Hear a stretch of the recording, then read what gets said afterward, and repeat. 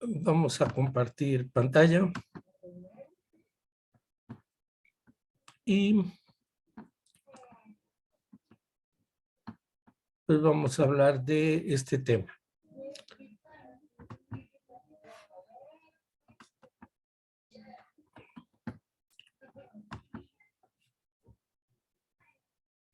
Ok, ahí está, ahí se ve muy bien la presentación, espero que la vean bien. Y entonces vamos a recapitular un poco lo que estábamos platicando el día de ayer acerca de este sistema. Quedamos que el sistema límbico está constituido por un lóbulo límbico. El lóbulo límbico se encuentra en todos los vertebrados. Todo organismo que se llama vertebrado presenta un lóbulo límbico.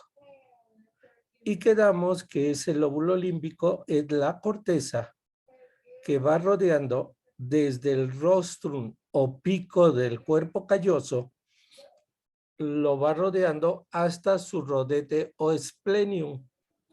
Y en esa zona, la corteza se continúa en la región del lóbulo temporal, continuándose en la quinta circunvolución temporal y terminando en un gancho o uncus. Entonces, ese es el lóbulo límbico, es el lóbulo del comportamiento. Entonces, si yo veo un gato, un perro o cualquier animalito que se llame vertebrado, ¿sí?, sus reacciones a X estímulos de tipo conductuales van a depender de esa corteza. ¿Sí? Si pensamos en un gato y queremos agarrarlo, un gato callejero, su reacción al ver que nos acercamos o le llamamos es huir. ¿Sí? Inmediatamente es alejarse. Ese es el comportamiento ante ese estímulo. Si ese gato lo han tratado bien y lo alimentan y lo acarician y nadie lo ha golpeado, entonces yo me acerco y se va a dejar que lo acaricie, que lo agarre. Ese es comportamiento. ¿Queda claro? ¿Sí? Entonces, nosotros como vertebrados también tenemos un lóbulo límbico. Pero aparte, al paso de millones de años, es más, en este siglo, si hablamos de filogenia, que es la evolución de un órgano, una estructura, etcétera, a través del tiempo, el ser humano está pasando en una etapa de frontalización. ¿Ok? Estamos en una etapa evolutiva de frontalización. Lo que nos está creciendo es el lóbulo frontal. ¿Sí? ¿Ok? Hace 40 y tantos años que entré a la escuela, estaba un doctor, se llamaba el doctor Pantoja, ¿sí?, se apellidaba, y él ya hablaba algo de cibernética y de algunos aspectos, y daba un excelente tema sobre filogenia. Y al final terminaba dibujando un gran encéfalo con un gran lóbulo temporal, que ese era el futuro del ser humano. Y le estoy hablando de hace casi 50 años, ¿no? ¿Sí?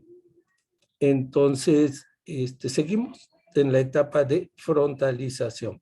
¿Qué quiere decir eso? Que están creciendo nuestras áreas 9, 10, 11 y 12. ¿Sí? En esa etapa estamos. Y si recuerdan ustedes, la frontalización o en el lóbulo frontal, estas áreas corresponden a las áreas del juicio, ¿sí?, ¿cuándo vas a tener juicio? De la previsión, no vayas, no hagas esto, no hagas aquello. De la inhibición del comportamiento. Quiere decir que es el freno del lóbulo límbico. Tengo hambre y me como la comida del otro. No. La corteza prefrontal me dice, no puedes hacer eso, aunque tengas mucha hambre, aunque tengas mucha sed. Entonces, por eso se considera las áreas inhibidoras del comportamiento. Y además son las áreas que se encargan de las funciones superiores, cognitivas, ¿sí? De la inteligencia superior. Hay por ahí muchos libros que hablan sobre inteligencia emocional. Bueno, pues estas áreas son las que utilizamos para realizar esos procesos. Entonces, lógico, si hablamos de sistema límbico, tenemos que incluir esto. El día de ayer hablábamos que todo mundo, en cualquier momento de nuestra vida y a lo largo del día, pasamos por diferentes estados emocionales. ¿Ok? ¿Sí? Y quedamos que un estado emocional, que le dan muchos nombres los psicólogos, los psiquiatras, todo el mundo, ¿sí? Pero íbamos a tomar el término de estado emocional. Tiene dos componentes. Un sentimiento que es como un síntoma. Recuerden, los síntomas son subjetivos. Me duele la cabeza. ¿Sí? Si yo no lo demuestro, pues me tienen que creer porque me duele la cabeza. No veo con el ojo derecho. ¿Sí? Síntomas. ¿Ok? Entonces, los sentimientos son similares, sinónimos de síntomas en la terminología médica. Y aparte tenemos signos. Esos sí los podemos observar, palpar. Tengo fiebre. Pongo un termómetro, toco la frente. Oye, sí, está sumamente caliente. ¿Queda claro? Un síntoma es, un signo es objetivo. Lo vemos. Tengo diarrea. No, pues sí, pues te estás yendo al baño a cada rato y escucho cómo haces. ¿Ok? Bien, en el estado emocional, el sentimiento no lo vemos. No podemos captarlo si no hay una expresión de ese sentimiento. Y la expresión de ese sentimiento se llama emoción. ¿Ok? Entonces, las emociones se generan en estructuras subcorticales. Esa es la teoría que vamos a manejar aquí en esta clase. Hay inversas, teorías inversas. ¿Ok? Pero esta es la que más se adapta a nuestro curso y a lo que hemos visto a lo largo del tiempo. ¿Ok? Entonces, en las diferentes regiones de mi lóbulo límbico se van a generar diferentes sentimientos. Ira, furia, alegría, pero yo tengo que manifestarlas a través de una emoción. Si no, nadie va a saber en qué estado emocional estoy. Y cada uno de ustedes y yo, en este momento, tenemos un estado emocional, ¿ok? Que puede ser demasiado simple, como, ay, no quería entrar a clase, está aburrida, o me siento aburrido, no quiero estar aquí, ¿verdad? Entonces prendo la pantalla y me voy. ¿Sí? Bien, si yo los veo, no puedo saber su estado emocional si no es que capto en la pantalla una sonrisa, un gesto de no entendí, etcétera, etcétera, etcétera. ¿Ok? Entonces, necesito una serie de estructuras subcorticales que demuestren esa emoción. Y entre las estructuras subcorticales que se conectan a la corteza límbica y que están en relación con la corteza prefrontal, tenemos al hipotálamo. Recuerden que el hipotálamo da una serie de respuestas neurovegetativas y neuroendocrinas. ¿Ok? Ya habíamos platicado. La chica tuvo relaciones sexuales y entra en pánico. Su sistema límbico modifica su ciclo y no baja, ¿verdad? La menstruación no aparece porque está en estado de estrés, porque está sumamente preocupada. Cambió. La tranquilizamos, etcétera, etcétera, y al otro día viene la menstruación. Entonces, el sistema límbico actúa sobre el hipotálamo. Me están asaltando. Pues lógico, la información llega al hipotálamo y entro en taquicardia, sudoración, palidez y todas aquellas acciones hipotalámicas relacionadas a ese estado.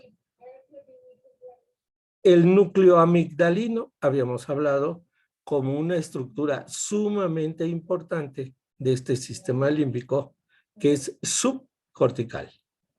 El núcleo accumbens, el centro de la gratificación. ¿Sí?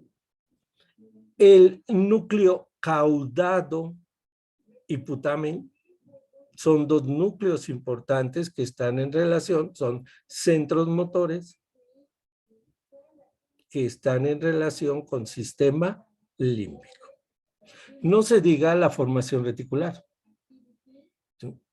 La formación reticular es capaz de quitarme la conciencia y desmayarme o ponerme en un estado, ¿verdad?, de atención total para enfrentar X situaciones.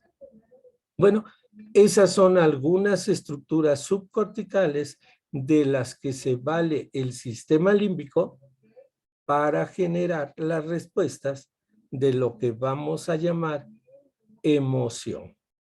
¿Ok? La expresión de ese sentimiento. Yo puedo tener miedo a los espacios cerrados. Y entonces me dicen, oye, súbete al elevador, vas al piso 20. Voy con pánico, voy con miedo, si es la primera vez. ¿Sí?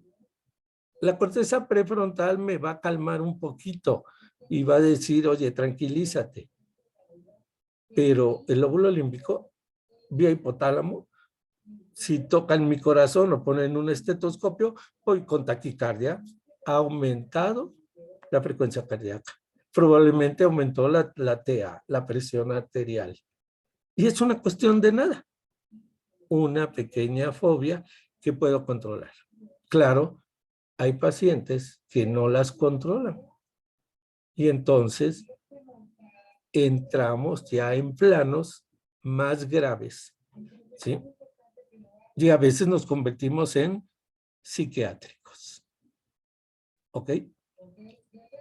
Aquí está el fundamento de lo que nos puede llegar a pasar si no aprendemos a contar hasta 10. Si no aprendemos a controlar mi lóbulo límbico a través de mi corteza prefrontal. ¿Okay? Y entonces ustedes algún día van a leer el DSM-5 o 6, ya no sé en qué número van, ¿verdad? De todos los trastornos psiquiátricos que hay.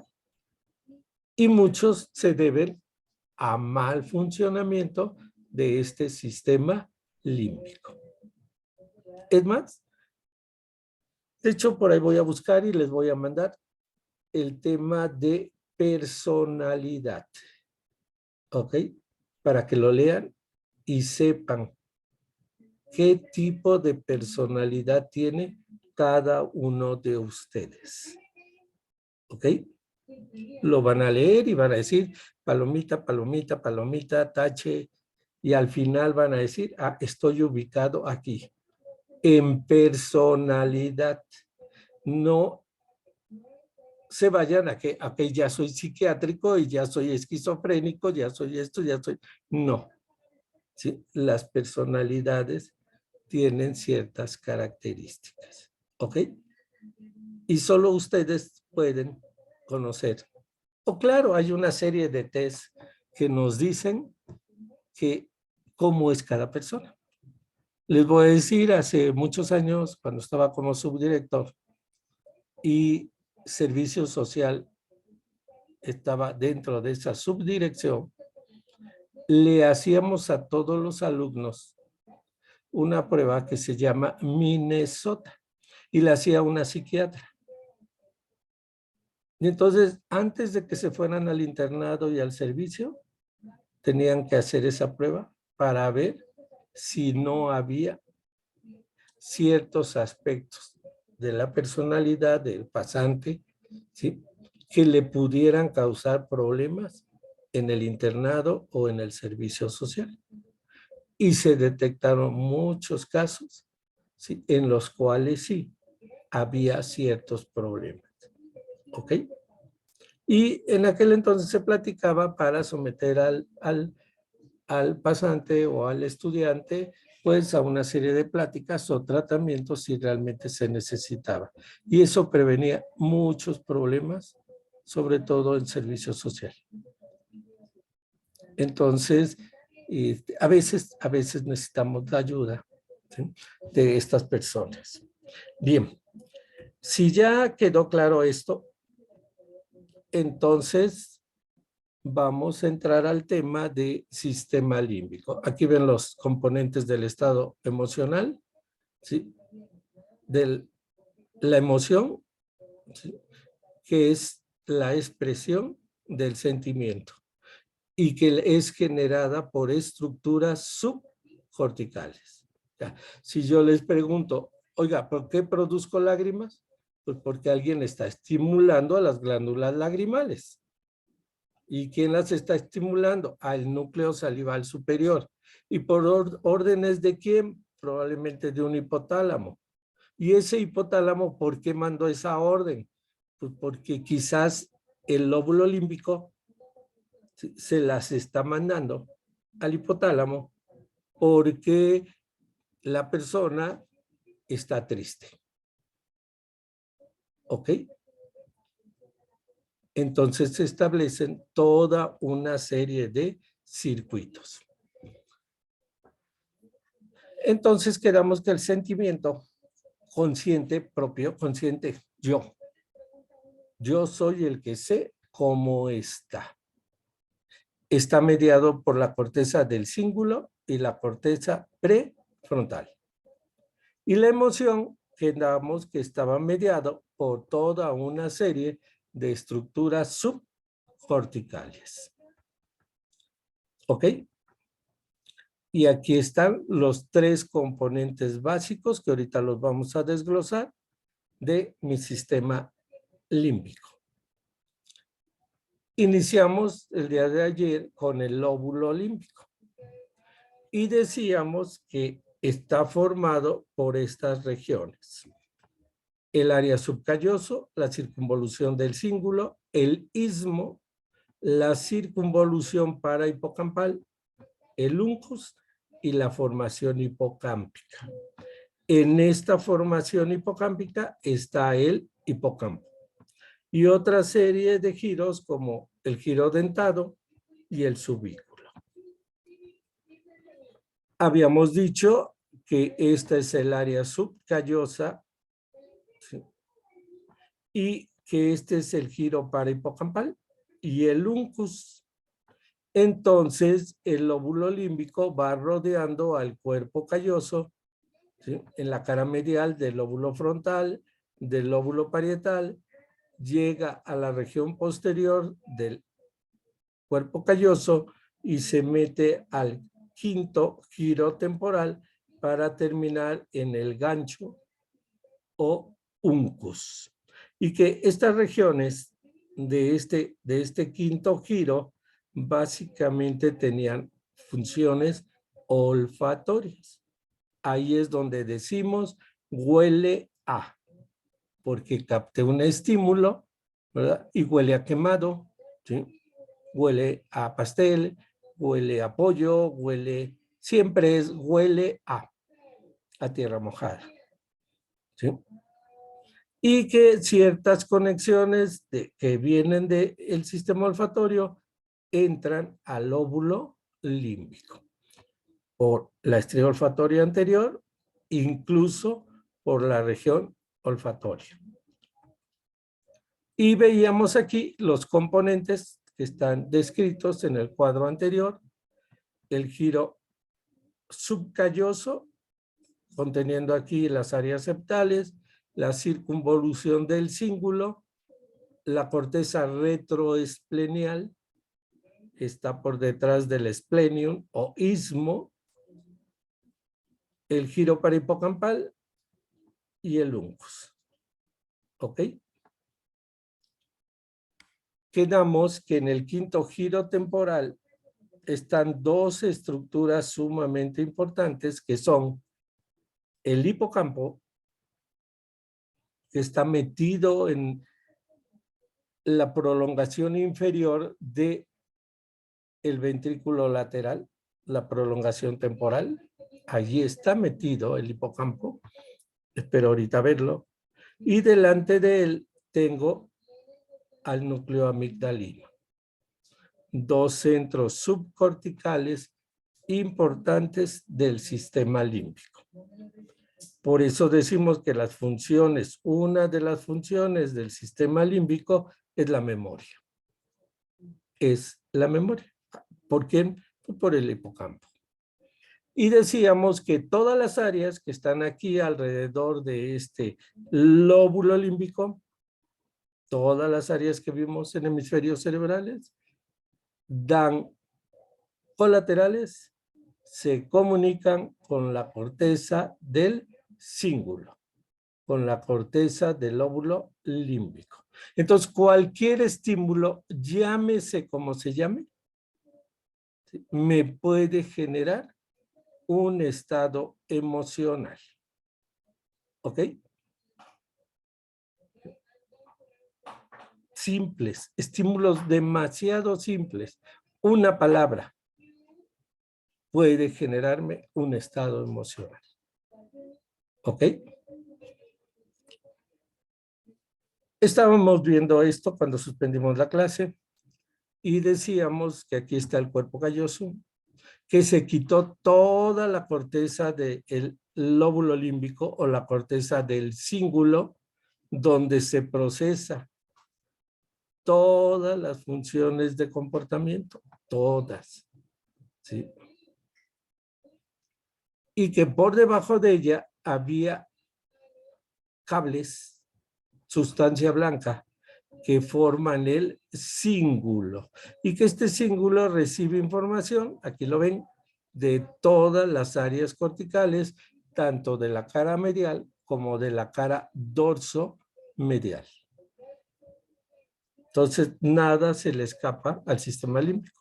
Así como cuando las vías van subiendo por tallo, tienen que dar colaterales a formación reticular. Y entonces nada se le escapa a la formación reticular. Bueno, pues aquí tampoco nada se le escapa al lóbulo límbico. Doctor, una pregunta. Sí, Fernanda. Cuando pacientes, por ejemplo, son enfermos mentales, así están teniendo una crisis y les aplican los sedantes, ¿estos a qué nivel actúan? Miren, muchos pacientes, primero hay que determinar si realmente necesitan medicamentos, ¿sí? El único que puede dar medicamentos para problemas de tipo emocionales, afectivos o psiquiátricos es el psiquiatra. No va a ser nunca un psicólogo o un psicoterapeuta, no. Quien está autorizado es un psiquiatra, ¿de acuerdo? ¿Sí? Los demás pueden dar técnicas, pueden hacer pruebas, pueden dar consejos, pueden hacer muchas cosas, pero el único capacitado para dar medicamentos es un psiquiatra y es el único autorizado. Y la mayor parte de los medicamentos que se utilizan para este tipo de problemas son medicamentos controlados, la mayor parte. ¿Ok? Entonces, va a depender de qué tipo de patología psiquiátrica tenga mi paciente, el tipo de medicamentos que va a requerir. ¿Ok? No todos los problemas de estados emocionales se van a curar con medicamentos. A veces charlas sirven, terapias grupales, etcétera, sirven y modifican los estados de estos pacientes, ¿ok? O de estas personas, ¿sí? Entonces, cuando nos dicen, oye, ve al psiquiatra, pues no hay que tener miedo, simplemente hay que ir o con el psicólogo, ¿sí? Nos pueden ayudar a cambiar, ¿sí? Es tan simple como en 24 días, en 22 días llega Santa Claus. Y entonces el niño dice, tengo 22 días para portarme muy bien y que me traigan todo lo que pedí en la lista, ¿sí? Bueno, él solito se está poniendo toda una serie de situaciones para cumplir esa meta. Claro, cuando venga Santa Claus, pues ya se pondrá otra para los Reyes Magos y después quizás para su cumpleaños y después pues ya no hay metas, ¿no? Y volvemos a lo mismo, ¿sí? Entonces, los comportamientos se van cambiando de acuerdo a ciertas condiciones, a ciertas reglas, a ciertas acciones, ¿sí? A poner límites. Ustedes tienen límites, todo mundo tenemos límites. Y si los cumplimos, pues nos va excelentemente bien. ¿Ok? Entonces, depende de los trastornos. El día de ayer les mandé un artículo sobre Korsakoff, ¿sí? Y si lo leyeron, pues vean qué interesante, ¿sí? Esto apareció allá en Rusia, bebedores de vodka, ¿sí? Alcohólicos, pues, ¿sí? Y lo interesante es que en ese alcoholismo lo que se genera es deficiencia de B1. Y lo más interesante es que esa deficiencia puede destruir a dos bolitas que están por aquí. Bueno, no en este corte, pero en esta zona, en el mesencéfalo, que son los cuerpos mamilares. Y entonces el paciente pierde la memoria de hechos recientes. Así. Sí. Podemos platicar ahorita y en unos cuantos minutos ya no se acuerda de nada. Ya no nos reconoce. ¿Ok? ¿Y por qué? Pues porque se destruyeron los cuerpos mamilares. ¿Y eso qué relevancia tiene? Que forman parte de los circuitos límbicos, ¿sí? Entonces, ese síndrome, esa enfermedad, está dada porque estoy interrumpiendo un circuito. ¿Ok? Doctor, Sí, ahí yo me quedé con duda, ¿por qué solamente afecta a los cuerpos mamilares y no a otras estructuras? porque así está. Y se han hecho estudios y todo, y se ha comprobado que afecta eso. Es como en el Alzheimer, porque se afecta el hipocampo y la corteza cerebral. Entonces, en el Alzheimer, cuando queremos llegar a los diagnósticos precisos, pues se hace una resonancia y se miden grosores de la corteza cerebral que están viendo aquí. Ya hay mediciones en los aparatos que hacen esto, ¿sí?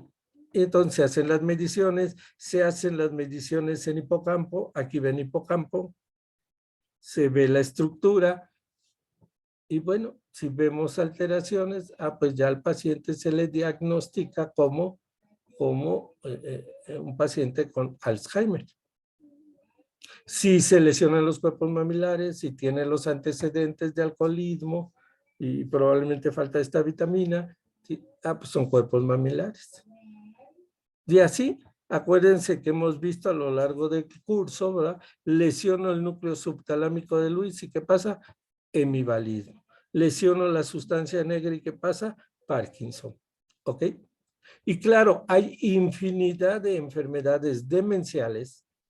Recuerden que con la edad todo se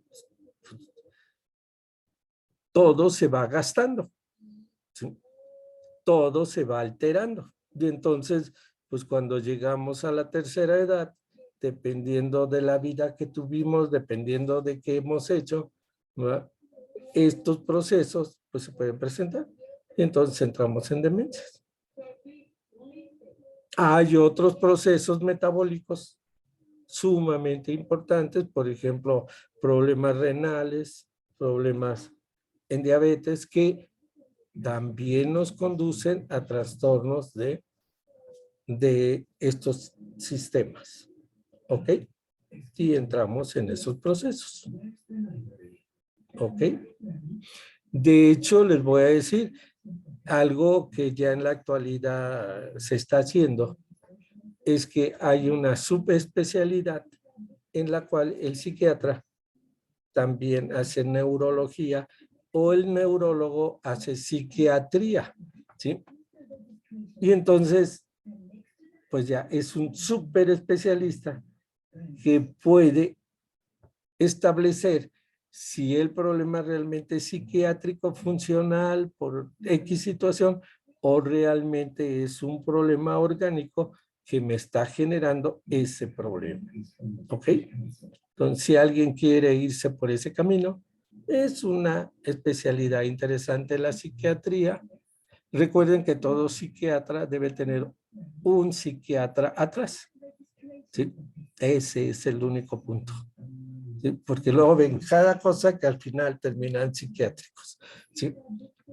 O la regla, ¿no? La psiquiatra de la escuela era una gran amiga mía, ya se jubiló hace mucho, ¿sí?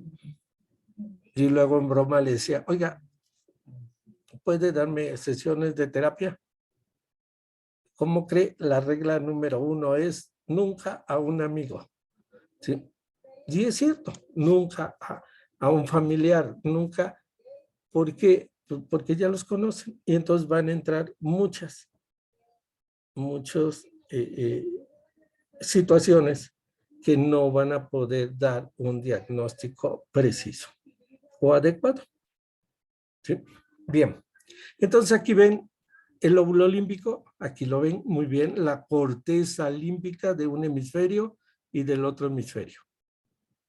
Y el cíngulo, todo esto blanco es sustancia blanca, es el cíngulo. Y la otra estructura importante del lóbulo temporal, ¿sí? Vean, primer giro, segundo giro, tercer giro, cuarto giro y quinto giro. El lóbulo temporal tiene 5 circunvoluciones. En el quinto giro, en este caso, a este nivel, se encuentra el hipocampo o la formación hipocampal. El hipocampo es una parte de esta zona y el resto son otras como el giro dentado, el subículo, y entonces todo esto recibe el nombre de formación hipocampal. Y están aquí en esta región del lóbulo temporal. ¿Ok? Si vemos esto ampliado, véanlo aquí, está ampliado. Entonces veo aquí, observen, en esta región que está aquí, yo siempre le digo que esto es un chocorrol. Hay 3 capas, vean las 3 capas. ¿Sí? chocolate, crema y mermelada de piña. Eso es el chocorrol, ¿sí? Entonces, esto que ven aquí, claro, va envuelto. Este giro que ven aquí, esto es el hipocampo. ¿Ok? Esta zona en azul es el hipocampo. Ahora vean aquí junto esta zona en verde. Y también hay 3 capas. Molecular, granular, polimorfa. Aquí es molecular, piramidal y polimórfico. En el hipocampo, en el giro dentado, aquí está. ¿Ok? Todo esto se conoce como astas de Amón. Astas de Amón. ¿Ok? Un dios egipcio. Bueno, esto es el giro dentado. Esta región de la corteza que está aquí abajo, ¿sí?, y que se mete aquí al hipocampo, es lo que se llama subículo. Subículo. Y que está dividida en varias zonas.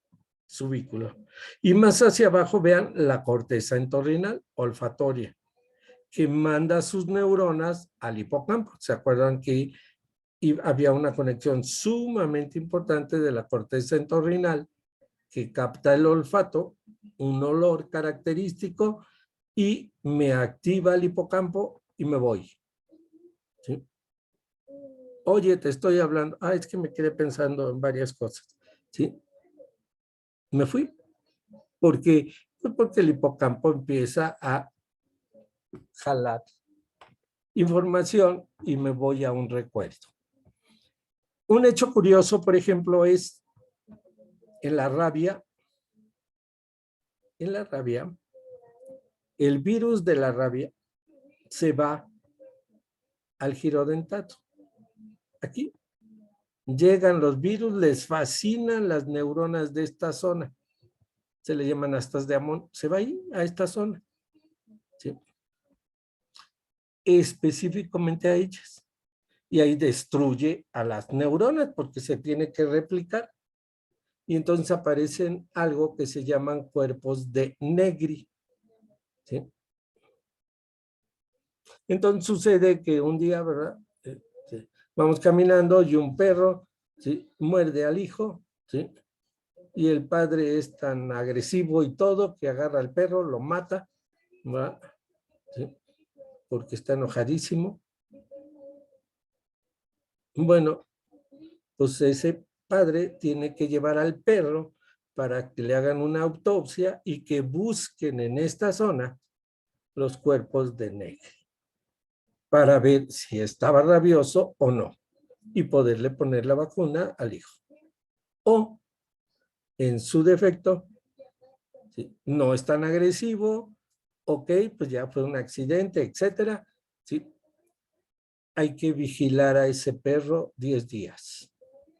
Si durante esos 10 días no hay datos de rabia, pues no hay problema. No se vacuna al niño. ¿Ok? Aparece rabia, hay que vacunarlo. ¿Queda claro? Otro animalito importante que le da rabia son a las ratas. ¿Sí? Se les da rabia. Pero lo interesante es que cuando estas ratas están en el proceso de transmisión, ya presentan parálisis de extremidades. No pueden caminar, se quedan en el mismo sitio. Entonces, una vez meten la mano en algún lado y sienten que algo los mordió, pues hay que volverla a meter para sacar lo que les mordió, ¿sí?, y sacar esa rata que tiene rabia, ¿no? No se puede mover, es un chiste, pero esa es la realidad, están en parálisis. ¿Sí? ¿Ok? Sí, hay que buscarla, no con la mano, hay que buscar a ver qué fue lo que pasó ahí para ver si no era una rata rabiosa y pues me da rabia, ¿sí? Sobre todo en ciertos lugares, ¿no? Bueno, pero ¿por qué le estoy platicando de ellos? Porque el perro que tiene rabia tiene un estado emocional, ¿ok? Tiene un comportamiento, tiene una fobia. ¿Recuerdan cuál es? Hidrofobia, ¿no? Agua. Tiene hidrofobia, miedo al agua. ¿Ok? ¿Y por qué? Ah, pues porque le destruyeron esas neuronas en esa zona del lóbulo límbico. ¿Quedó claro? Entonces, dependiendo de qué partes tengo afectadas de mi lóbulo límbico, pues voy a tener ciertos problemas de tipo comportamiento. ¿Ok? ¿Queda claro? O sea, yo puedo tener, pues claro, hay fobias características. Si yo les pregunto, ¿quiénes de ustedes tienen fobia a los insectos? Pues casi todos, ¿sí? Pocos son los que no tienen fobia a los insectos. ¿Sí? Y si son niños, todos les dan miedo los insectos. ¿Sí? A quedarse solos, es una fobia. ¿Sí? Los niños no, de X edades, no soportan quedarse solos. ¿Sí? Entonces, son comportamientos que son normales. Pero si un día llega a pasarles algo, entonces se convierten en anormales. Tan simple como voy en el transporte público, me asaltan, me golpean, me quitan todo. Olvídense. Si no lo supero, nunca más me vuelvo a subir a un transporte de ese tipo. O nunca más salgo y me encierro en mi casa. Ah, entonces estoy entrando ya en un problema patológico por un hecho que quizás fue demasiado agresivo. ¿Sí? ¿Ok? Entonces, depende de qué áreas yo estimulo ante ciertos estímulos, ¿no? Y cómo los voy a manejar y cómo me va a ayudar mi corteza prefrontal. La idea de explicarles esto y la rabia es porque dependiendo de las diferentes regiones del lóbulo límbico, tengo alteraciones de ciertos comportamientos que pueden ser normales, pero en X momentos se hacen totalmente anormales. Bueno, les presento, este es un cerebro, es el ventrículo lateral, y vean, esta estructura horrible, ¿ya la vieron? Ese es el hipocampo. Aquí ya se limpió. Ya se le quitaron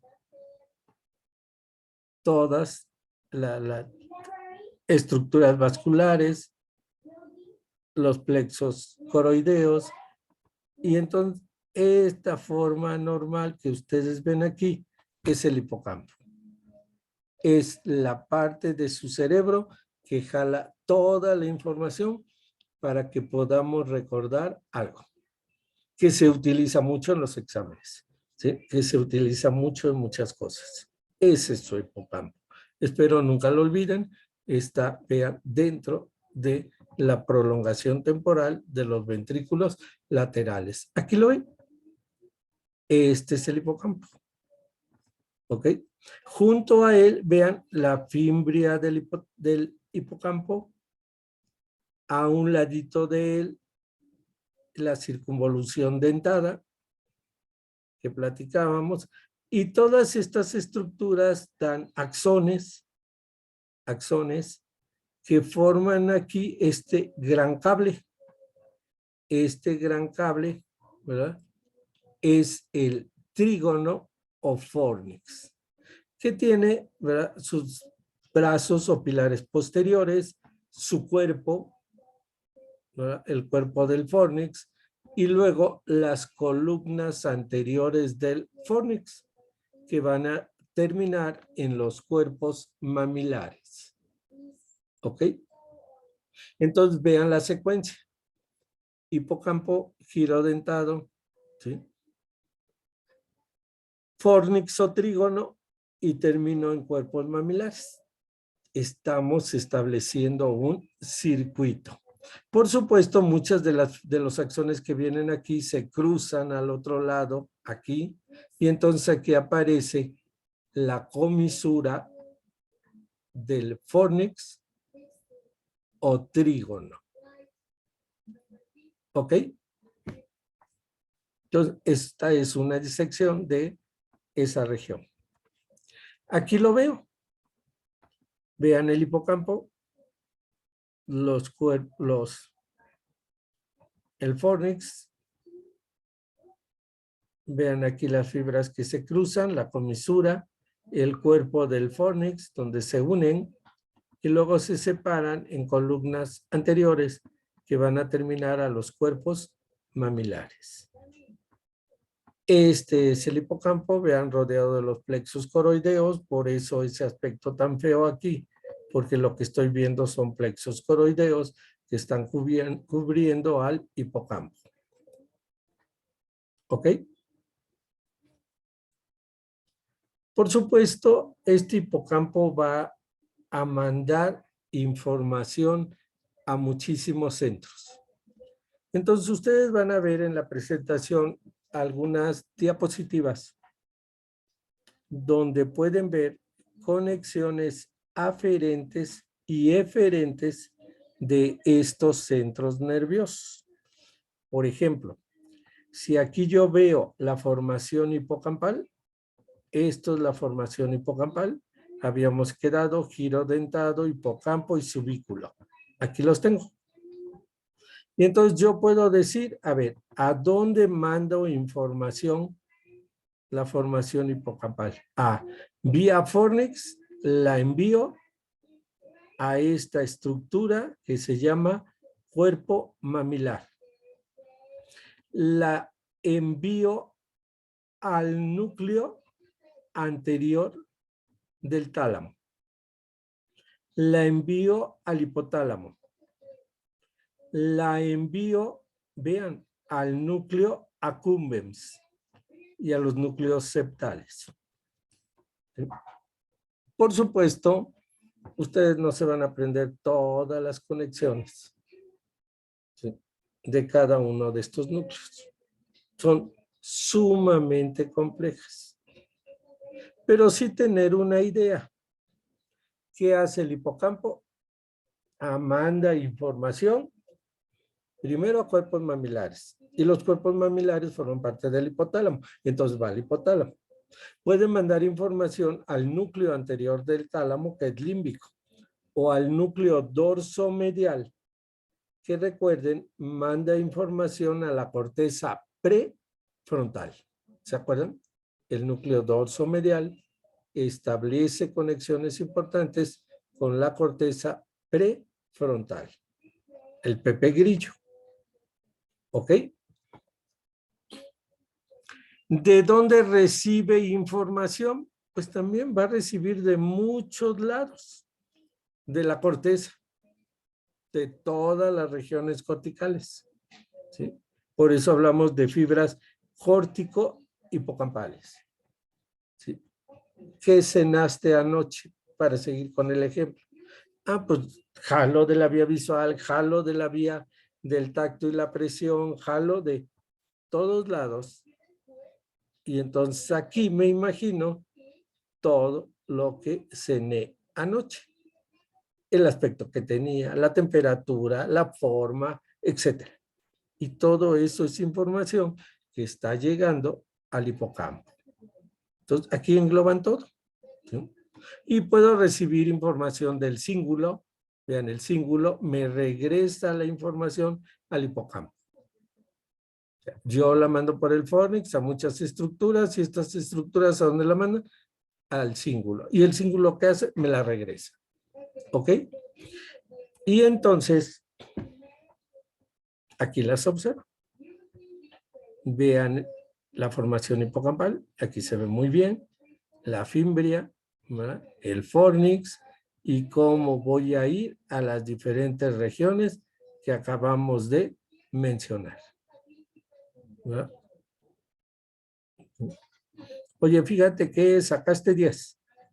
No, el accumbens se pone feliz, ¿sí? Y por supuesto, uno también. O sea, respuestas del accumbens, del centro de la gratificación. Oye, ¿sabes qué? Tienes 4. No, las conexiones a la amígdala me matan, ¿sí? Porque, pues, ya quedamos que es el centro de la aversión.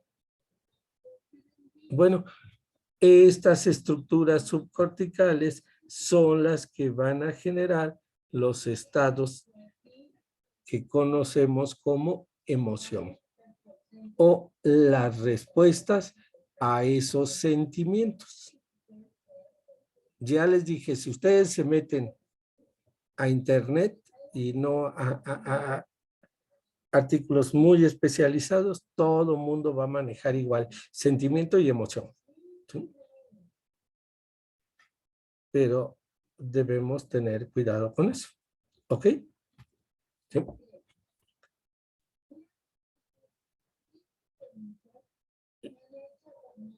Yo les puedo decir ahorita que estoy triste, preocupado. ¿Sí? Hay algo sumamente importante en mi vida que me está afectando. ¿Sí? Pero no estoy llorando, pero no estoy... Entonces, ustedes me ven y no pueden saber lo que está en mi cerebro. Solo si yo lo expreso. ¿Sí? Si me ven mal, si me ven con esquisfacies, etcétera, etcétera, etcétera. Pero eso lo generan los centros subcorticales. Acostumbramos a decir emoción a tristeza, alegría, ¿sí? Etcétera. No, son las manifestaciones de ese sentimiento que llevamos adentro. ¿Ok? ¿Cuáles son las estructuras subcorticales asociadas al lóbulo límbico? Aquí las tienen. Vean, componentes de hemisferios cerebrales, diencéfalo, tallo cerebral. ¿Ok? Y entonces aquí las enumeramos. ¿Cuáles me tengo que aprender? El núcleo amigdalino, la sustancia innominada, el núcleo accumbens, los núcleos septales, los cuerpos mamilares, los núcleos avenulares, vean, del epitálamo, una zona que se llama área tegmental ventral en la zona de transición en mesencéfalo, el núcleo anterior y dorso medial del tálamo. Recuerden que el núcleo anterior es límbico y el dorso medial se va hacia la corteza prefrontal. El núcleo caudado es el principal núcleo motor para expresar ese estado emocional. ¿Sí? Dame tu celular. Incluso ya se fueron los asaltantes, ya les di esto y estoy temblando. ¿Sí? Y las piernas me tiemblan. Y llego a casa y me dicen, ¿qué te pasó? ¿Qué te pasa? ¿Por qué vienes temblando? Y ya les cuento. ¿Quién está generando este temblor? Los núcleos motores superiores, fundamentalmente el núcleo caudal. ¿Ok? La sustancia gris periacueductal, acuérdense, sumamente importante. El dolor, ahí se controla el dolor. Entonces el dolor forma parte de nuestras vidas y es algo que modifica mis estados emocionales. Entonces es un centro que de una u otra manera está en relación al sistema límbico. Y por supuesto la formación reticular, mesencefálica, talámica, pontina y vulvar. Bueno, esos son los centros que ustedes se tienen que aprender como parte del sistema límbico y son los que van a expresar esa emoción. ¿Ok? Por supuesto, estos centros van a establecer conexiones, por así decirlo, terciarias, ¿sí? Con otros núcleos del tallo cerebral o de la médula espinal. El caudado que hace, pues manda la información a los circuitos motores que después vamos a ver, ¿verdad? Y hay respuestas a estas anteriores para que yo me quede temblando. ¿Sí? La información viaja al área postrema, ¿sí? Para tener náuseas, vómito ante ciertos estados emocionales, etcétera. Bien, van a ver algunas fotografías, algunas tan medias complejas, ¿sí? Simplemente nada más para que vean, es lo mismo, ¿sí? Estudien las que se vean bien, ¿sí? Aquí hay en estas algunas conexiones, por ejemplo, aferentes y eferentes, vean, de los núcleos septales.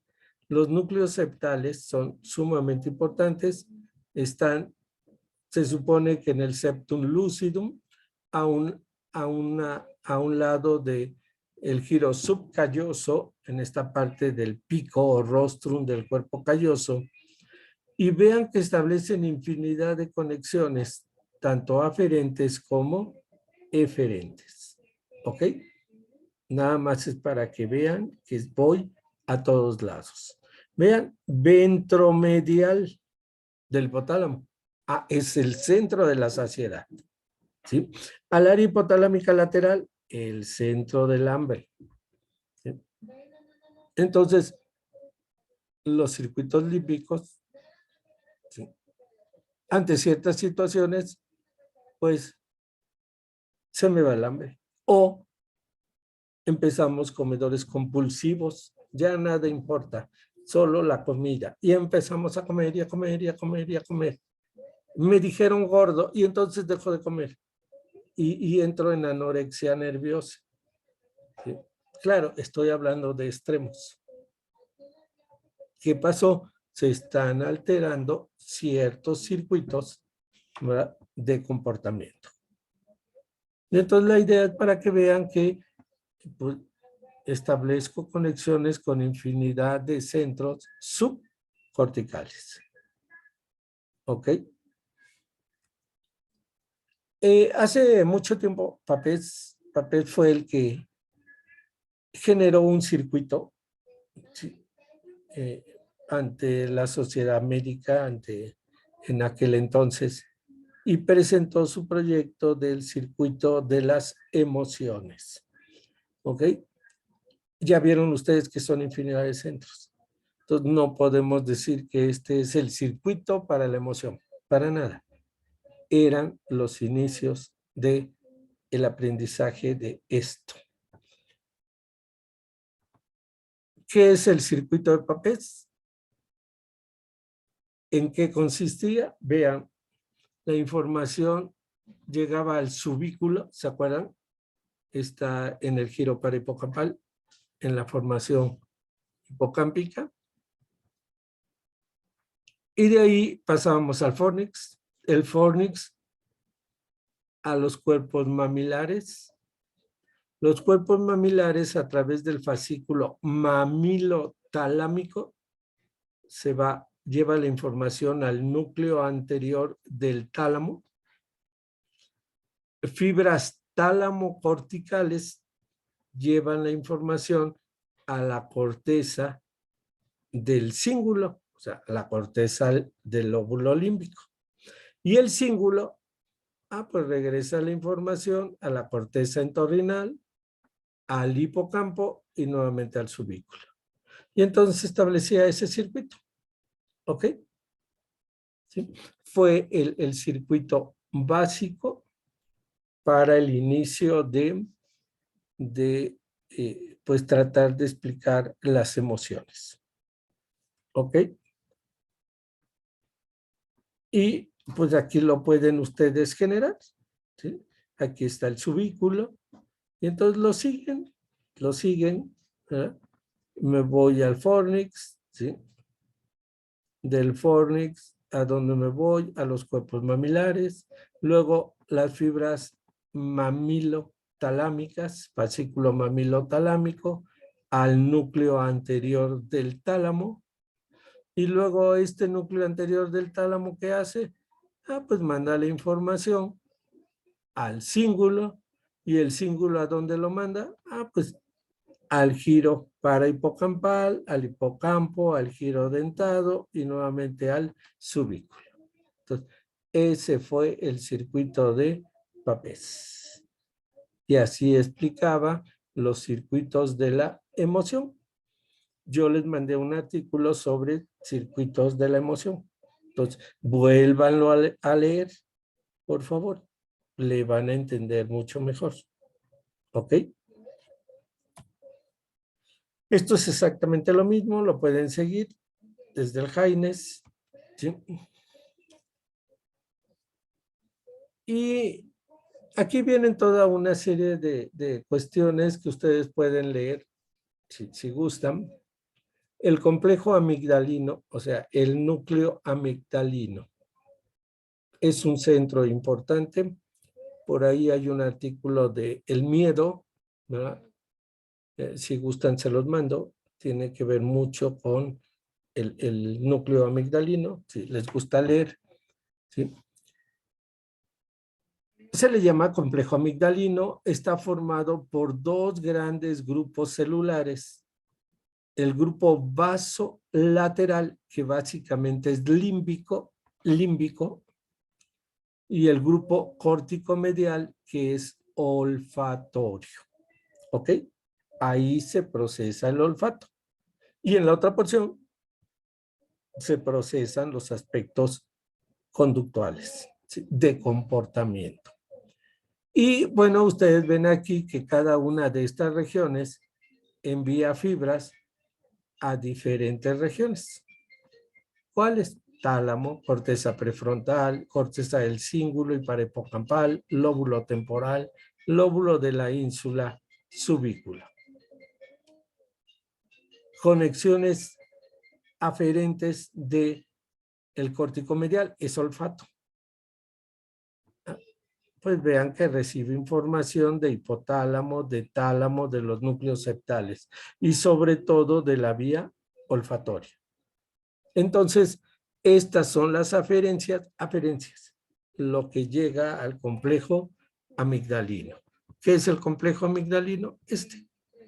Entonces, todas ven las fibras verdes y rojas que le llegan a la amígdala. Nada más hay que seguirlas, ¿sí? No es necesario que se las aprendan. ¿Ok? Todas. La verdad es que no.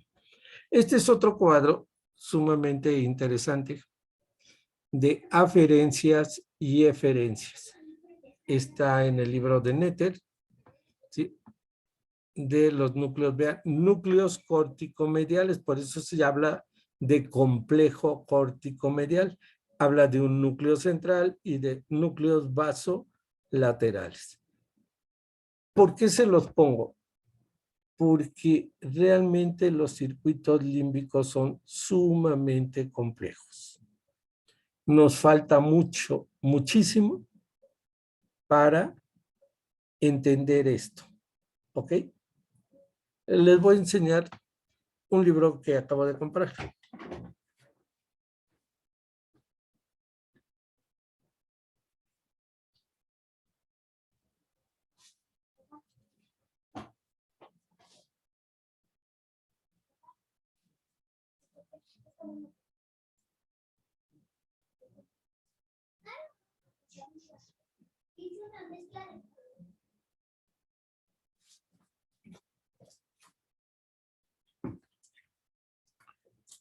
Y se los voy a mostrar por algo.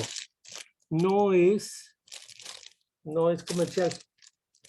Estos libros son de National Geographic. Salieron hace algunos meses. Y esta es el último libro, se llama El Conectoma. Escriben varios artículos, varios investigadores en cada uno de esos libros. ¿Sí? Observen los colores, observen el cerebro. ¿Sí? ¿Y por qué se los presento? Porque tarde o temprano, en unos cuantos años, tenemos que tener todos los mapas de las conexiones que se establecen entre los diferentes núcleos de mi sistema nervioso. ¿Ok? Y en eso está ahorita en muchas partes del mundo viendo esto que ven acá. Este núcleo central de la amígdala, ¿a dónde manda la información? ¿Por qué la manda allá? ¿qué hace al llegar esa información ahí? ¿Sí? ¿Ok? Y nosotros hemos visto muchos de estos núcleos. El día de mañana vamos a ver los núcleos del RAFE, el locus cerúleo, los núcleos parabraquiales. Todos estos son centros de la formación reticular. Entonces el núcleo amigdalino manda información a la formación reticular. ¿Sí? Y entonces, ¿qué puede pasar? Que en el momento en que me dicen, dame tu celular, le mando la información al núcleo amigdalino, el amigdalino a formación reticular, y formación reticular dice, desvanécete, piérdete, desmáyate. Y la persona se desmaya. ¿Sí? Y ya no hay noción de qué pasó. Probablemente al desmayarse ya no le hicieron nada, no le quitaron nada, probablemente será un psicópata, lo mató, qué sé yo. ¿Sí? Las respuestas son infinitas ante esas situaciones. Pero mi sistema nervioso, ¿qué hizo? Desmayar. O dar las respuestas contrarias. Ponerme en una actividad total, bloquear todo y estar listo para la defensa, el ataque, etcétera. ¿Sí? Si yo soy especialista en alguna de estas artes marciales o lo que sea, ¿no? O si tengo una formación militar o si soy un policía, qué sé yo. ¿Sí? Entonces, las respuestas son diferentes. ¿Queda claro? Yo tengo una Pero pregunta, sí, claro. una buena curiosidad. Por ejemplo, si hablamos de una persona que tiene experiencia militar o que sabe acerca de cómo defenderse, en esa situación que aprendió cómo lidiar con ello, el aprendizaje de esa parte que pues es como límbica, se lleva a cabo mediante, pues no sé, procesos de la corteza prefrontal o cómo es que aprendo, bueno, yo puedo aprender o cómo es que mi sistema nervioso aprende como a controlar esa parte de la formación reticular y así. O sea, es como, ¿cómo aprende esa parte como para cambiarlo? Es que lo vas aprendiendo con respecto a cómo enfrentas cada situación en la vida, ¿sí? Si yo todo el tiempo me están cuidando, hacen que tenga yo respuestas muy limitadas. ¿Sí? Les voy a decir algo. Mi hijo está teniendo ahorita bien un maestro de karate 2 veces a la semana, ¿sí? Y está tomando clases aquí. Y junto con sus amigos se inscribieron. Y la primera pregunta que nos hizo el maestro fue, ¿quieren karate como ejercicio y diversión o lo quieren en serio? Y la respuesta fue, en serio. Y son niños de 8 años, 7 años, el más grande tendrá 9, y los trata como debe tratarles. ¿Sí? Si no hacen la rutina bien, los regaña, si no terminan, les pone más, etcétera. Entonces, los está formando. Y eso fue lo que se acordó. Bueno, eso mismo sucede en un militar, en un policía, hablando de este tipo de acciones, ¿no? Y cuando entonces ocurre una situación de ese tipo y yo estoy ahí, pues ustedes han visto, ¿sí? Y han escuchado en los noticieros, ¿no? En este momento yo sé que soy bueno, sé que tengo la ventaja sobre el asaltante, y lo detengo, lo lesiono, en fin, evito el asalto. ¿Ok? ¿Por qué? Porque mi sistema límbico está hecho para eso, pero tuve toda una formación. ¿Queda claro? Si yo soy un simple mortal, pues no, mis respuestas van a ser malas ante esas situaciones. ¿Ok? Entonces, su sistema límbico va a responder en función de cómo está estructurado su cerebro, cómo han enfrentado siempre todo. Puedo ser un mitómano. Y entonces miento para todo. ¿Sí? Esa es una forma de vida. Y hay infinidad de personas que mienten. O puedo nunca mentir. Esa es una condición fantástica. Sea lo que sea. Y entonces se vive mejor. ¿Sí? Porque los demás saben que no mentimos. ¿Ok? O puedo estar en el nivel medio, intermedio. A veces miento porque no es conveniente y es mejor para todos. Bueno, esos son los rangos. Esas son las formas en que está estructurado un cerebro. Y entonces se va a comportar ante esas situaciones de esa manera. ¿Ok? La mayor parte de nosotros en un asalto, ¿qué hacemos? Pues nos vamos, nos escondemos, no dependemos porque sabemos que no tenemos las de ganar. ¿Sí? A veces la falta de experiencia, ¿sí?, nos hace hacer cosas que no debíamos, pero después pues, nos damos cuenta que tuvimos que actuar de otra manera. ¿Sí? Me acuerdo un día, estaba yo a 3 semanas de haber entrado a medicina, venía con un excelente uniforme blanco en el guajolotero, ya era tarde porque nos quedamos a estudiar anatomía en la escuela y eran como las 8 de la noche. Probablemente era más o menos invierno porque estaba oscuro todo y el camión guajolotero venía rapidísimo, se atravesó una moto y salieron disparadas 2 personas. La moto quedó destrozada. Y me acuerdo mucho que alguien gritó, un médico, y otro dijo, aquí hay uno. ¿Sí?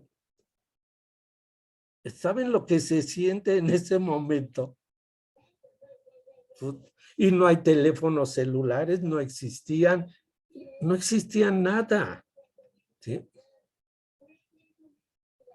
Entonces, ¿qué hace uno? Soy estudiante de medicina. ¿Dónde hay un hospital por aquí? O busquen uno, pero no podemos hacer más. ¿Sí?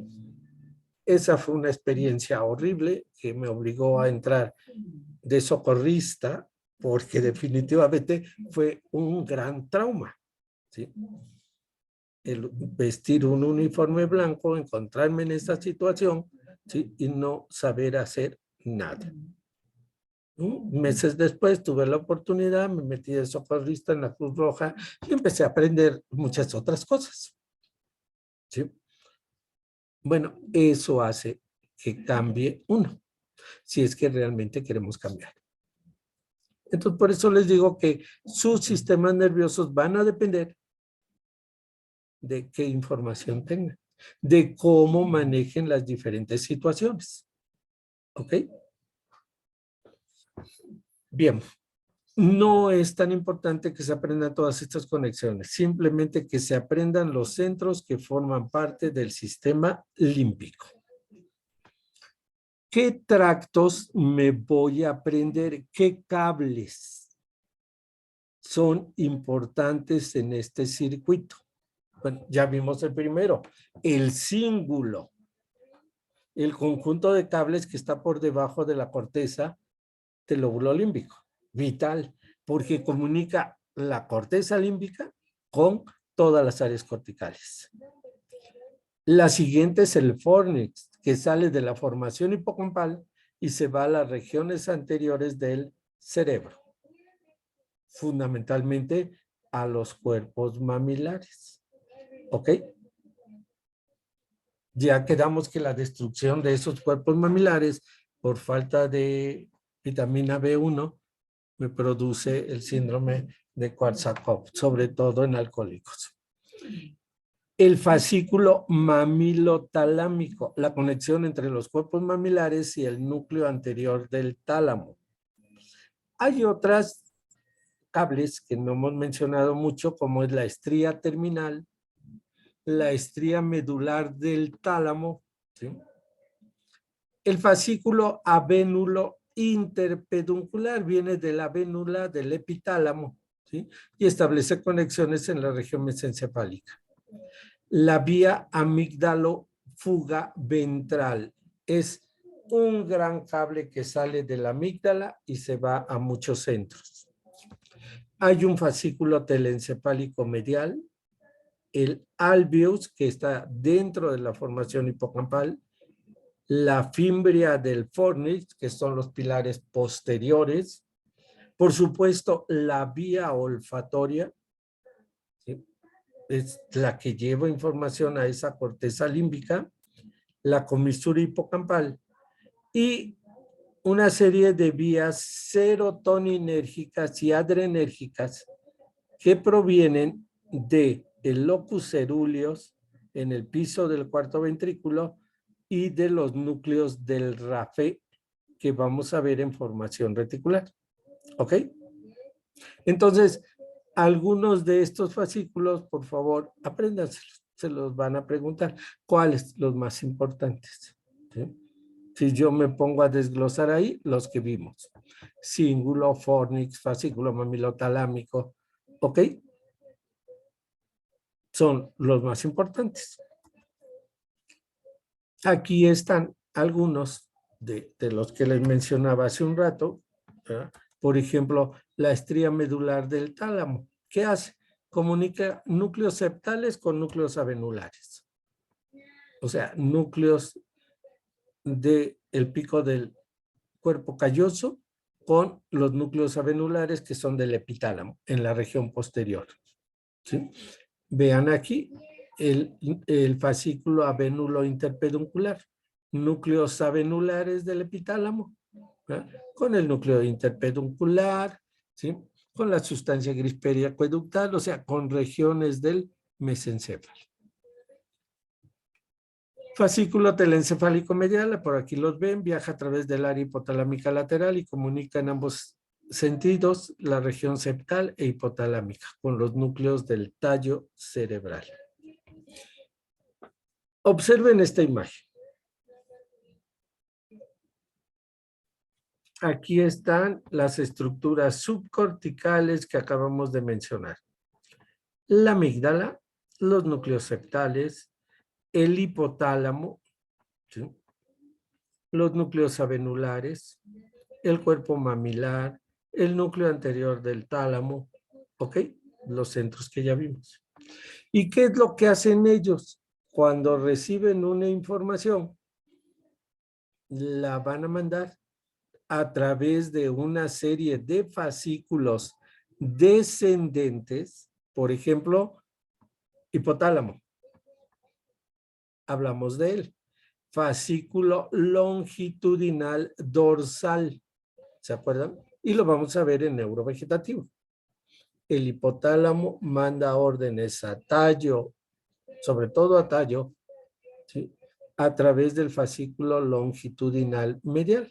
¿Y entonces a dónde voy? Pues a todos los núcleos de la columna eferente visceral general, que son parasimpáticos. Entre ellos el núcleo del nervio vago. ¿Ok? El fascículo retroreflexo que viene de epitálamo. Pues hace relevo en el núcleo interpeduncular y de ahí se va a los núcleos del RAFE, que vamos a ver en formación reticular. El fascículo mamilotegmental, o sea, los cuerpos mamilares mandan fibras al mesencéfalo, por eso se llama mamilotegmental. Y entonces me voy a los núcleos del RAFE, me voy a otros núcleos de la formación reticular. O el tracto prosencefálico medial. Vean, este es sumamente importante y viene de hipotálamo, de las áreas septales, de la amígdala, y baja. ¿A dónde? A todos estos centros que acabamos de mencionar. ¿Ya? Son conjuntos de fibras que a veces les llamamos fibras hipotalámicas descendentes, fibras septales descendentes, en fin. La idea es, esos núcleos centrales que nosotros mencionamos, subcorticales, que reciben la información de la corteza del lóbulo límbico, mandan la información a otros centros, tanto del tallo cerebral como de la médula espinal. Y entonces respondemos, ¿no?, a un estado emocional con toda una serie de respuestas corporales. ¿Sí? Llega alguien a su casa, ¿verdad?, de visita, y va una chica o un chico, y entonces la mamá empieza, no, pues mi hijo está estudiando medicina, va en segundo año, fíjense que lleva estas materias, ¿verdad? Y si es chico o chica, la otra o el otro se les quedan mirando y ustedes empiezan con una rubicundez tremenda, ¿sí? Porque su mamá está hablando de ustedes. Son respuestas límbicas, vasodilatadoras, así de simple, ¿ok? Trágame tierra, ¿sí? Mamá, por favor, ya no sigas, etcétera. Son respuestas a un estado emocional simple, ¿sí? ¿Ok? El problema es cuando esto se hace patológico, ¿sí? Entonces, si mi hijo miente, pues en esta casa no se miente, ¿sí?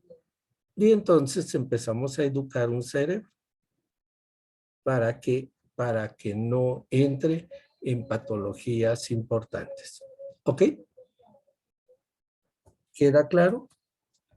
Estas estructuras, estas fotografías ya las vieron ustedes, ¿sí? Forman parte de este sistema límbico, ¿sí? Aquí ven la formación hipocámpica, ven el fornix en 3D, ¿sí?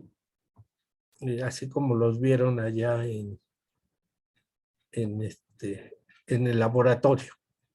¿Ok? Ya un día platicamos de 3D. La región septal, en fin. Circuitos muy complejos. Vean aquí la estría terminal, que la ven por ahí. Vean que viene del núcleo amigdalino, ¿verdad? Y se va a las regiones anteriores, ¿sí? Ahí van a encontrar algunas de las fibras que nosotros vimos. ¿Ok? Entonces, checan, nada más revisan eso. Aquí vemos el chocorrol, que es la formación hipocampal, ¿verdad? Y cómo se forma el fornix, y va a terminar en los cuerpos mamilares. Bien, todas estas fotos las leen, las estudian, las analizan. Me interesa que revisemos algunas cosas importantes. En un principio, cuando aparecen los vertebrados, ¿sí?, no estamos hablando del hombre, ya hay sistema límbico. Y ese sistema límbico, vea, relaciona los aspectos emocionales de la conducta relativos a la supervivencia del individuo, de la especie. ¿Cuál es? Lucha, fuga, apareamiento, procreación y cuidados de la cría. Quizás en sus inicios, cuando empiezan a aparecer esos primeros lóbulos límbicos incipientes, para eso servían, para la sobrevivencia, para que la especie no desapareciera. ¿Ok? Este sistema, vean, da respuestas viscerales que acompañan a las emociones. Si yo no tengo respuestas, no hay emociones. Y por supuesto, si yo soy un gato, un perro, un animal X, y vivo una experiencia, la guardo en una memoria. ¿Ok? Y entonces, pues todos van aprendiendo, como aprende el ser humano, como aprende una mascota, ¿sí? Y va a responder de qué manera, ¿sí? Los animales de experimentación, ¿qué hacemos? Pues los sometemos a ciertos procedimientos y ellos aprenden. y saben qué hacer ante cuestiones de agrado y desagrado. ¿Sí? Tienen expresiones conductuales. ¿Ok? Vean, entre las funciones más básicas del lóbulo límbico tenemos olfato. El olfato. Nuestra mascota lo hace todo con el olfato. ¿Ok? Lameduras, masticación, deglución. Vean patrones conductuales como el arreglo, aliño, ¿verdad? Vemos que alguien llega e inmediatamente nos arreglamos, ¿sí? Vemos que no estemos despeinados, vemos que estemos bien. Eso es aliño. Esos movimientos intencionales que se generan ante X estímulos son respuestas límbicas. Los gatos, es fantástico cuando uno ve un gatito, ¿verdad? Bonito, se le acerca y de momento una cachetadita, ¿sí? Y chiquita, claro, no le peguen porque va a huir. Y entonces, si lo están de momento acariciando y de momento una cachetadita, el gato activa un sistema límbico. Y lo primero que hace es levantar el lomo, ¿verdad? Mover las extremidades, presto para ver si viene otra o no. Y seguimos acariciando y otra pequeña. Y vemos cómo salen las garras. Ya no espera una tercera, ¿sí? Sale huyendo. Bueno, es un juego con un gato, ¿sí? Pero están viendo las respuestas, ¿sí? Límbicas que está generando ese animalito. ¿Ok? Respuestas básicas. Claro, el ser humano tiene respuestas muy complejas. Si pudiéramos poner un estetoscopio, oye, te quiero decir algo, y ya sabemos por dónde va. Espérame, deja ponerte el estetoscopio. Dime, oye, ¿quieres ser mi novia? Y ese corazón no aumenta la frecuencia, olvídense, no quiere, ¿cierto? Necesitamos que haya una serie de respuestas, como son cambios de frecuencia cardíaca, presión arterial, ¿sí? Rubicundez o palidez o que demuestre una emoción. Y entonces creemos. ¿Ok? Bueno, estas son respuestas neurovegetativas o neuroendocrinas hormonales.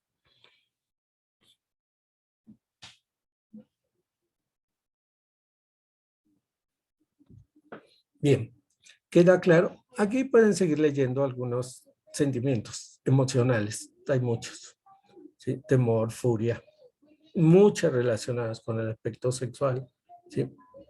Límbico. El hipocampo, memoria. Memoria. Su lesión me va a producir memoria. ¿Ok? Y vean, amnesia. Puede ser consecutiva, lesión bilateral de los núcleos dorsomediales del tálamo. ¿Sí? O de los cuerpos mamilares en el síndrome de Korsakoff que les mandé. ¿De acuerdo?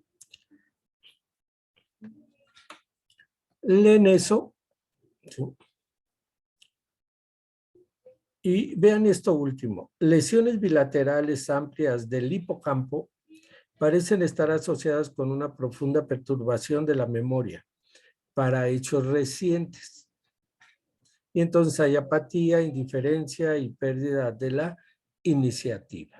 Bueno, esto generó allá por la época de Hitler, sobre todo, ¿sí? En la cual pues, podía hacer lo que quisiera y sus médicos también. ¿Sí? Se hicieron infinidad de experimentos. Kluber-Bucy fue un médico que describió cambios cuando se hacían, no de Hitler, cuando se hacían, ¿sí? Lobectomías bitemporales. Se cortaban ambos lóbulos temporales y entonces se iba la amígdala. Y entonces vean, la extirpación bilateral de los lóbulos temporales que incluyen la circunvolución del hipocampo y el núcleo amigdalino producen este síndrome de Kluver-Bucy. Es uno de los que estudiamos siempre en esta clase. ¿Qué es lo que se presenta cuando se afecta el núcleo amigdalino o ambos núcleos amigdalinos? Docilidad extrema. Entonces tienen de tarea ver Naranja Mecánica, si no la han visto. ¿Se acuerdan de esa película? ¿Sí o no? Es de una banda inglesa, ¿sí? Creo que es en Inglaterra, no sé en qué parte. ¿Sí? Son muy agresivos, andan con bates de esos de béisbol, ¿verdad? ¿Sí? Gorras, y atacan, y hay un jefe, ¿sí? Y bueno, pues hace todo lo que quiere. Y un buen día lo someten a un experimento, lo capturan y lo someten a un tratamiento psiquiátrico. Y lo convierten en una persona totalmente dócil. Y para su desgracia, se encuentra con todos aquellos que les hizo daño. Entonces, es una película interesante para que la analicen desde ese punto de vista. ¿Ok? Una persona que era tremendamente agresiva y con X tratamiento, si ustedes quieren, pues, de ciencia ficción o como quieran, lo convierten en la persona más dócil del mundo. Bueno, ¿qué pasa en los pacientes con síndrome de Kluver-Bucy? No tienen miedo a nada. Dice, no tienen miedo. Son totalmente dóciles. Y se les puede hacer cualquier cosa. Vean, carencia de respuestas emocionales como miedo o cólera. En situaciones que normalmente, ¿sí?, las producen. ¿Por qué? Porque ya les destruí el centro de la agresividad. Esos son los núcleos amigdalinos, los centros que controlan la agresividad. Ya se lo quité, pues ya no tengo respuestas. Lo interesante es que ahí está el centro de la sexualidad. Y si ustedes lo quitan, ya no hay quien la controle. Y entonces, dice ahí, simple, puede existir perversión. El animal de experimentación lo hace hasta con la silla, ¿sí? No respeta sexo, no respeta raza, no respeta nada. Hay una hipersexualidad en el síndrome de Kluver-Bucy. Incapacidad para reconocer a las personas, son defectos de memoria, alteraciones de memoria. Y entonces aquí les presento un caso. A mí me encanta este caso, por eso lo pongo, porque a estas alturas ustedes pueden ir leyendo y descubriendo por qué va presentando todo esto. Dice, lo vamos a leer en los 5 minutos, que nos quedan 10 minutos. Caso clínico. Mujer de 33 años, 33, quien a los 25 notó crecimiento progresivo de manos y pies, ensanchamiento del puente nasal, arcos superciliares prominentes, voz ronca, piel áspera y reseca. ¿Qué tenía? Rápido.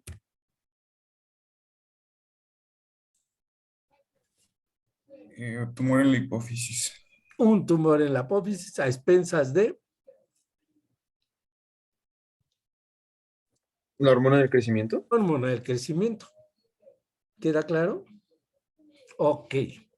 En 1993, un año después, se agregaron irregularidades en el ciclo menstrual, oligomenorrea, galactorrea y parestesias en manos. ¿Qué tenía?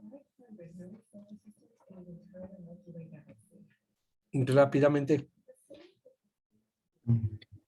Pues el tumor hipofisiario ya empezó a afectar más núcleos. ¿No? Ah, perdón. El tumor hipofisiario o adenohipofisiario era mixto.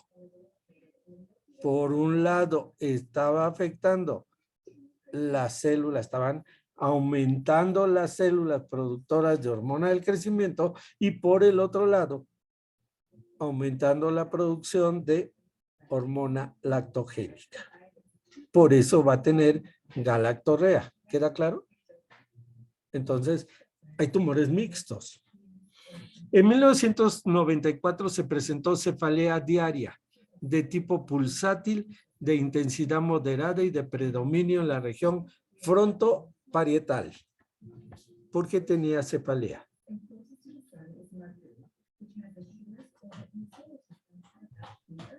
¿Podría ser por algún tipo de hipertensión crónica?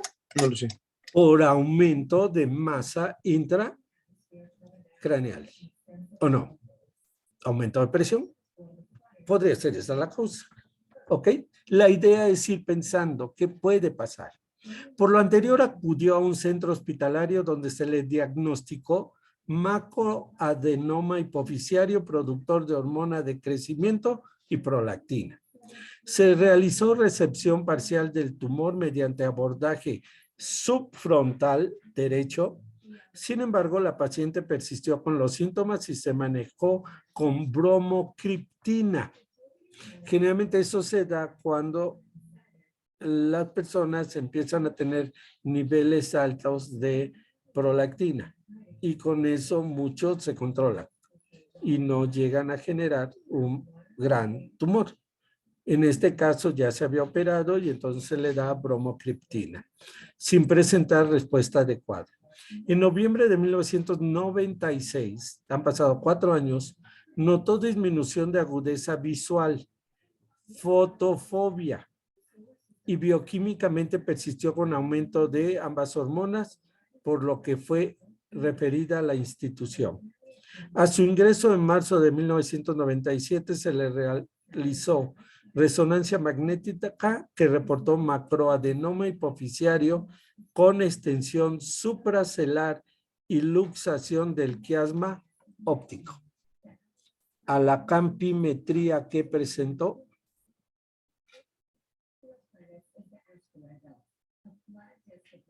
le hicieron una campimetría y ¿qué se presentó? Hemianopsia. Una hemianopsia, sin leer. Una hemianopsia Bitemporal. bitemporal, porque el tumor está comprimiendo la parte central del quiasma óptico. ¿Sí queda claro? O sea, todo esto lo hemos visto. Hemianopsia bitemporal. Se le realizó recepción extensa del adenoma mediante abordaje subfrontal. Presentó como complicación inmediata diabetes insípida. ¿Por qué? Lesionaron el núcleo supraóptico. Lesionaron el núcleo supraóptico o paraventricular, ¿cierto? Fundamentalmente el supraóptico, lo clásico. Y entonces el paciente pues tenía que eliminar infinidad de agua, diabetes insípida, así como panhipopituitarismo secundario a tratamiento quirúrgico. Por supuesto, en el momento en que hacen la recepción del tumor, se va todo adenohipófisis y hay que manejarlo con medicamentos sustitución hormonal. En abril del mismo año se demostró persistencia de la actividad tumoral, pobre paciente, ¿sí? Y entonces se decide dar radioterapia. 25 sesiones, demasiadas. Dosis acumulada, la que tienen aquí. ¿Qué pasó en ese momento? Los síntomas mejoraron, aunque persistió cefalea de tipo tensional. En diciembre de 1998, 6 años después, la resonancia no mostró tumor residual. En septiembre del 99, un año después, los familiares refieren que la paciente inició con alteraciones en la conducta, caracterizados por apatía, abulia, irritabilidad, desorientación temporoespacial, hipersomnia quería estar dormida, hiperoralidad, todo se lo llevaba a la boca, ¿sí? E hiperfagia.